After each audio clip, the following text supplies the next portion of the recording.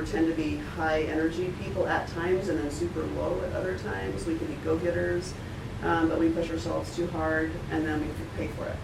And so how do you feel like you've had an impact on the world and you've managed your own stress level at the same time? And sometimes taking the slow road to the end goal is the way to go instead of the short, fast road, which is hard to do. And then ergonomics, so just, what's your computer looking like? What's your kitchen looking like? How's your seat, your living room, how do you sleep? And trying to get those joints to be as protected as possible so they're not feeling out of whack. Another huge piece of the program is proprioception, which is a big word for feeling where your joint is in space. We have really lax, loose ligaments, and we rely on the stretch of the ligament to tell our brain which way we're about to fall over, so that our brain can tell our muscles which ones to contract so we don't fall over. And the message doesn't happen because we don't ever stretch. And so we tend to be more clumsy, we're more ankle sprain prone because of that. But just like an athlete, let's say, learns tennis and learns how to hit the ball right in the sweet spot from having not been able to hit it at all, we can train our proprioception in our body to be better by doing balance activities, standing on unstable surfaces, and that kind of a thing. And that, along with that goes the coordination, which is trying to get the muscles to fire in the right timing because they're not getting the information about when to fire at all. Once they finally do, they're usually a little behind the game, and then when they fire, it hurts because your joint's in the wrong position. And so trying to get the speed of firing better. So we first start out firing them at all. We work into firing them while moving. Then we start working into firing them with speed or more quick movements or change of movements. Core stability, endurance, and strength is really important for many reasons. I think of it as the foundation for the house that you're building. If you've got a crappy foundation, a really strong house, and you're like, oh, my house is great, and you go load it up with stuff, the whole thing's going to come crashing down anyway. And so that's the foundation that your arms and legs work off of. This is a big problem with patients that have really strong legs or really strong arms. They can do a lot, but their back can't stabilize against it, so it slides out of alignment, or it moves in a weird and compromised way that then begins to start pain. The other reason for important core strength or good strength there is that the blood pressure is usually a big problem for a huge percentage of people with EDS that have a condition called POTS or dysautonomia, where the body doesn't regulate the blood pressure like it should, and it tends to be kind of low, and they get kind of dizzy when you get up and not maintaining like you should. So keeping a strong core can be helpful for maintaining the blood pressure and getting the blood where you want it to go. So just another good reason to be working on those muscles. After the core would be more global muscle strength and endurance, working whole body muscles, arm, hand. And then I say controlled flexibility. Again, some PTs out there are saying you shouldn't stretch, you should not stretch.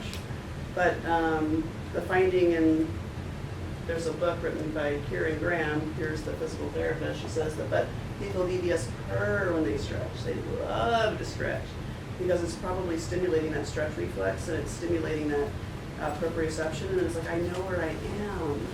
And that's why we tend to sit in really awkward, weird positions too, because we're locking up a joint and we know where we are, something's finally giving feedback, and it's soothing in a subconscious way. So stretching, but again, what is normal range? Because people with EDS have no clue. They're like, but I don't feel it, so I'm way over here. I'm like, well, that's too bad, because that's past normal. Or you're allowed to do that, that's fine, that's within normal, but you've got to actually be actively stretching. You can't just have your arm back, you've got to have your shoulder back and your arm back to protect your shoulder. You can't just let the shoulder flop out and get your arm way back. So protect the joint while stretching the muscle. And that's really key. So I really like Pilates trained yoga instructors, because Pilates tends to focus on form, joint stability, core stability. So a yoga instructor that's dually trained, I've had better luck with them, saying, oh, no, you've got to have your shoulder here. Now you can do that pose. Cardiovascular exercise and fitness is huge. Another important thing when it comes to dysautonomia and POTS, getting your blood circulating and moving so it's not stagnant, you're not getting swelling in the legs and You can have swelling in the gut and arms, brain, anywhere. So you get your blood pumping a little bit, and that starts to get movement happening. It gets the blood and the swelling to come off of the body. You're going to feel a lot better. Cardiovascular exercise also will lower your inflammation over time. After about 3 weeks, you'll have a lower inflammatory load. So finding something that you can do for the amount of time you can do it without flaring. That's the key. And then lastly, but not least at all, is relaxation breathing, like learning to breathe properly.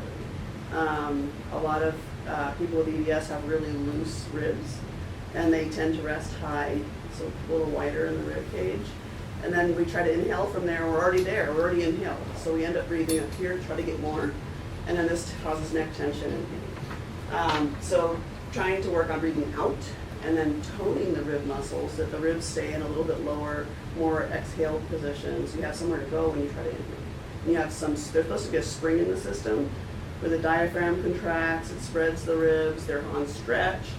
And then when you let go, they go whoop, and they spring back to down. Well, we don't have any of the boink part at the end. It doesn't spring back out. But if we can develop the rib tone and the rib muscle tone, then we get a little bit more spring, and we're going to have lower carbon dioxide levels and feel a lot better. And then just relaxation techniques. So when you're having pain that's awful or a joint that's killing you and it's scaring you, to calm yourself, because we're really prone to like a big spike in like an adrenaline surge and then being like kind of revving up, and it takes a long time to come back down. So trying to mentally calm that and not let it go there. Just like, oh, just another tweak. I kind of call it, it's like a game, like when I wake up, what's going to hurt this morning? Oh, that's interesting. Didn't expect that one, you know. And just kind of move and let it go, kind of go with it, and it starts to move again and feel better as you warm up in the morning. So, and again, understanding that, okay, no, it's not popped out, it's not broken, you know, can help to calm that. So knowledge is key. So exercise and mechanical stress. We'll talk, I think the next slide gives a little more about those. But to know what has someone been doing for the last 2 or 3 months? Because the tensile strength of our tissue is really directly related to how much stress we've been putting on it. So you can assume that everyone in the room, if you have EDS, our ability to take stress in our system is less. But someone that's been exercising can take more without tearing than someone who hasn't. So the tendency is, I'm scared, I don't know, I think my thing has popped out, I'm going to do nothing.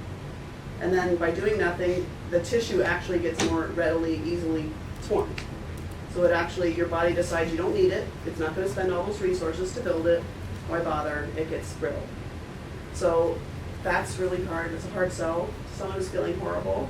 But again, you can't then just jump from I have done nothing to I'm going to do what I did in high school when I worked out and I was like hitting it really hard, you know, in the gym 3 days a week with 100 pounds. You're like, that's not going to work either. You're going to tear something, you know. So starting light. Sometimes people are like, are you kidding? That's the exercise? I'm like, that's the exercise.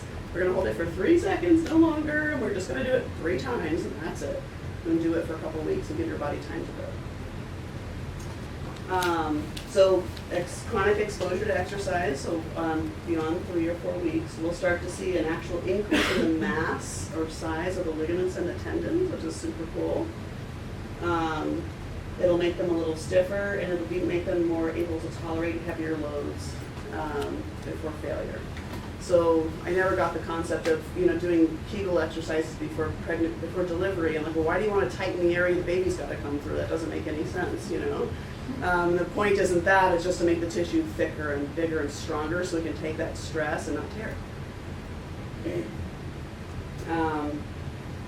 So muscles actually will start to change 3 to 5 days after reconditioning begins. So that's pretty cool. Full strength change will happen in about 6 weeks. And then the muscle weight will return in about 3 months of exercising in normals. So that might be different for people with EDS, we don't know. But people without EDS, it takes about 3 months to gain. Like if you've lost weight because you've lost muscle mass, you'll gain it back in about 3 months. The connective tissue is the slowest to normalize though after an injury. So that's that stuff that holds one muscle to the other muscle. You know, it's the stuff when you cut open your chicken, it's the white stuff that's in the way. And it was the stuff in the dissection that we were like, what's all this stuff in the way? We can't see what we're doing. And now the dissections are starting to be like, let's look at that white stuff. Maybe it's there for a reason. Hark, how interesting. And so the chains of connective tissue have been dissected out now, where they're looking at where's the thickening in the connective tissue and what does it connect from here to there, what is it? And as it turns out, it connects muscles and tendons and ligaments and body parts that tend to run in the same lines as the meridians are in acupuncture and acupressure. So that's pretty cool. So there's something to that acupressure and acupuncture stuff. You know, it works because it's been around for 4,000 years. But we're starting to be able to explain why it might work. Look, some of the thought is that the needles go in, they turn, and they actually tighten up a little line along that connective tissue and provide a very gentle stretch to that tissue, which then makes your body respond like, oh, you need this to be stronger, you need this channel to be stronger. Let's work on that. And so some of those channels are named after body parts that happen to run within that fascial line of the body.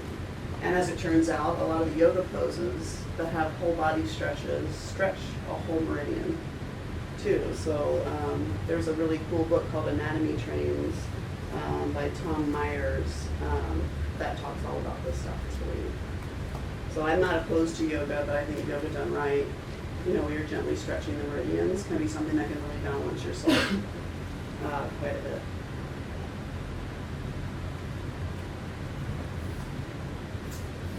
So ligaments begin to increase in their tensile strength by about 5 weeks, but full recovery doesn't really happen for 6 months to 3 years. So that's a long time. So if you've had a ligament strain or you've got a loose ligament in